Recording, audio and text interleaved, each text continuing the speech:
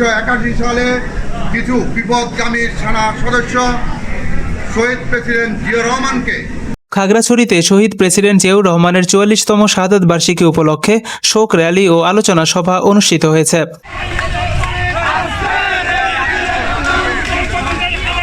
৩১ মে শনিবার সকালে দলীয় কার্যালয় থেকে জেলা বিএনপির উদ্যোগে শোক র্যালি বের হয়ে জেলা শহরের স্থাপিত শহীদ প্রেসিডেন্ট জিয়াউর রহমানের স্মৃতি ভাস্কর্যে দলীয় নেতাকর্মীরা ফুল দিয়ে শ্রদ্ধা নিবেদন করেন।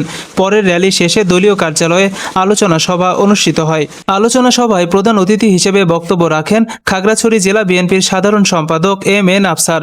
তিনি বলেন, স্বাধীনতার পরে বাকশাল কায়েম হওয়ার পর এই দেশে যখন পত্র পত্রিকার উপর স্বাধীনতা হরণ করেন শেখ মুজিবুর রহমান, ঠিক শহীদ প্রেসিডেন্ট জিয়াউর রহমান এই দেশের দায়িত্ব নিয়ে সেটাকে উনি উন্মুক্ত করেন।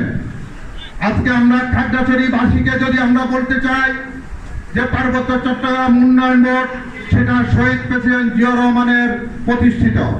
এই উন্নয়ন বোর্ডের মাধ্যমে 2001 হতে 2006 সাল পর্যন্ত আমাদের প্রিয় নেতা জনাব ওয়াদুদ ভুঁইয়া উন্নয়ন বোর্ডের চেয়ারম্যান হয়ে প্রতিমন্ত্রীর পদমর্যাদায় উনি এই এলাকার পার্বত্য চট্টগ্রামের বিভিন্ন এলাকায় উনি উন্নয়ন করেছেন।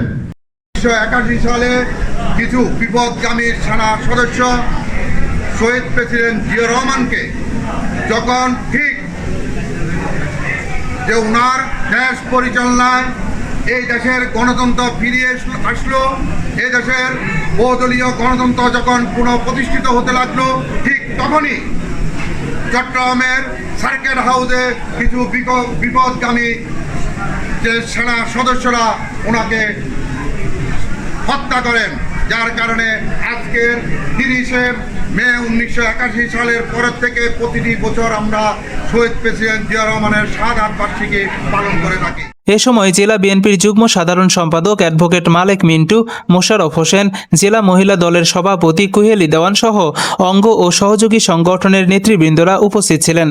আলোচনা সভা শেষে জেলা জিয়া স্মৃতি পাঠাগারের ব্যবস্থাপনায় বইমেলা উদ্বোধন করেন জেলা বিএনপির সাধারণ সম্পাদক এম.এন. আফসার।